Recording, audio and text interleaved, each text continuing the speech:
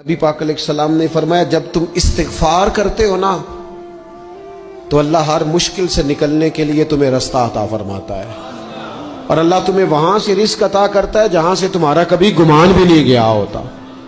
کبھی نہ توجہ کریں، جب پوری طرح ٹوٹ جائیں نا پھر توجہ کریں رب کی جانب، جب پوری کوشش کریں کام نہ ہو تو پھر بیٹھ جائیں اپنے مالک کی بارگاہ میں، مالک اسباب جمع کر لیے اب تو مدد فرما۔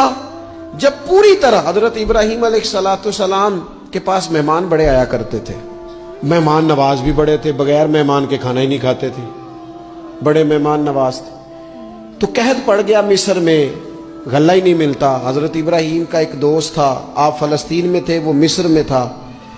آپ نے اس کے پاس اونٹ بھیجے کہ 4-5 اونٹوں پر غلہ اناج رکھ کے مجھے روانہ کر تاکہ میں اپنے جو میرے پاس مہمان جمع ہیں ان کو کھانا تو دے سکوں۔